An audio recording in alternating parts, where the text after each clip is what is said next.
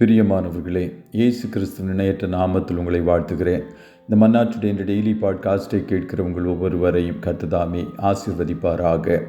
Amos 9வது அதிகாரம் 14வது வசனம் இப்படியாய் கூறுகிறது: என் ஜனமாகிய இஸ்ரவேலின் சிறையிருப்பை திருப்புவேன். அவர்கள் பாழான நகரங்களை கட்டி அவைகளில் குடியிருந்து திராட்சை தோட்டங்களை நாட்டி அவைகளுடைய பழரசத்தை குடித்து தோட்டங்களை உண்டாக்கி அவைகளின் கனிகளை புசிப்பார்கள் என்பதாக சிறையிருப்பை திருப்புவேன். I will restore from captivity என்ற தலைப்பின் கீழ் இன்றைய மன்னாவை தியானிக்கப் போகிறோம். இஸ்ரவேல் ஜனங்கள் எகிப்தில் அடிமைகளாக சிறை கைதிகளைப் போல வாழ்ந்து வந்தார்கள். அவர்களை தங்கள் அடிமைத்தனத்திலிருந்து ஆண்டவர் விடுதலையாக்கி கானானுக்குள் பிரவேசிக்கும்படியாக செய்தார். அதுபோல யூதர்கள் பாபிலோனுக்கு சிறைபிடிக்கப்பட்டு போனார்கள். யூதர்கள் பாபிலோனுக்கு 3 கட்டங்களாக நாடு கடத்தப்பட்டார்கள். அதுபோல அவர்கள் 3 கட்டங்களாக சிறையிருப்பிலிருந்து திரும்பி வந்தார்கள். நம்முடைய ஆண்டவர் நம்மை சரியாய் மகிழ்ச்சியாக்குகிறவர். முதல் கட்டமாக யோயாக்கீமின் நாட்களில் தானியேல் கொண்டு செல்லப்பட்டார். 2ஆம் கட்டமாக யோயாக்கீனின் நாட்களில் எசேக்கியேல் கொண்டு செல்லப்பட்டார். 3ஆவதாக சிதேக்கியாவின் நாட்களில் யூத ஜனங்கள் கொண்டு செல்லப்பட்டு பாபிலோனின் சிறையிருப்பில் இருந்தார்கள். சிலர் சொல்லுவதுண்டு, நான் எங்கு சென்றாலும் என்னுடைய தாய்நாட்டைப் போல நல்ல நாடு வராது என்பதாக.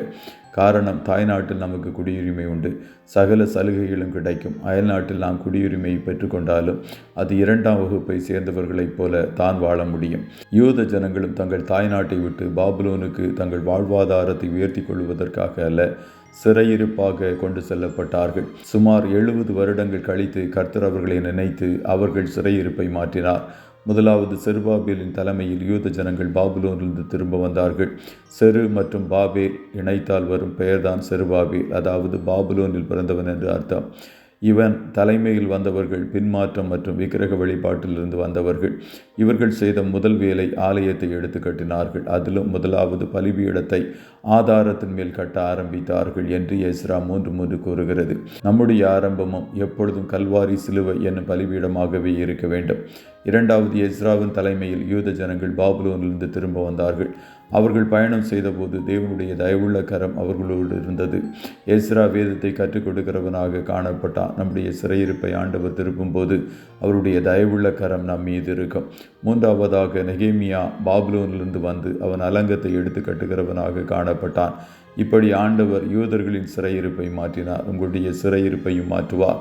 சத்துரு உங்களை சிறையாக்கி வைத்திருக்கிற கடன் என்னும் சிறையிருப்பு, சோர்வு என்னும் சிறையிருப்பு, வியாதி என்னும் சிறையிருப்பு, வேலையின்மை என்னும் சிறையிருப்பு என்று எதுவாக இருந்தாலும் உங்கள் சிறையிருப்பை கர்த்தர் திருப்புவார். தாவீதின் இடிந்து போன கூடாரத்தை திரும்ப எடுத்து கட்டியவர் உங்களையும் எடுத்து கட்டுவார். கர்த்தர் உங்கள் ஒவ்வொருவரையும் ஆசீர்வதிப்பாராக. ஜெபம் செய்வோமா? நல்ல தகப்பனே, உம்மை நன்றியோடு துதிக்கிறோம். இந்த மன்னா டுடே என்ற டெய்லி பாட்காஸ்டை கேட்கிற உடைய பிள்ளைகள் ஒவ்வொருவரையும் கர்த்தர் நீர் ஆசீர்வதிப்பீராக. ஆண்டவரே, உடைய பிள்ளைகளுடைய சிறையிருப்பை திருப்புகிற கர்த்தர் எந்தெந்த விதங்களில் உடைய பிள்ளைகள் அடிமைப்பட்டு காணப்படுகிறார்களோ அதுபோல பலவிதமான கஷ்டங்கள், பிரச்சனைகள் என்ற சிறையிருப்பில் உடைய பிள்ளைகள் காணப்படுவார்கள் என்றால் நுகத்தடிகளை முறைகிற கர்த்தர் இப்பொழுதே ஒரு விடுதலை உடைய பிள்ளைகளுக்கு நீர் கட்டளையிடுவீராக. இன்றைய தினம் கையிடுகிற எல்லா வேலைகளையும் ஆசீர்வதிய போக்கிலும் வரத்திலும் உடனரும் கண்மணி போல காத்தருளும். ஆட்டுக்குட்டியானவருடைய இரத்தத்துக்குள்ளாய் ஒவ்வொருவரையும் கொடுத்து இயேசுவின் நாமத்தில் வாழ்த்தி ஜெபிக்கிறோம் நல்ல பிதாவே. ஆமே.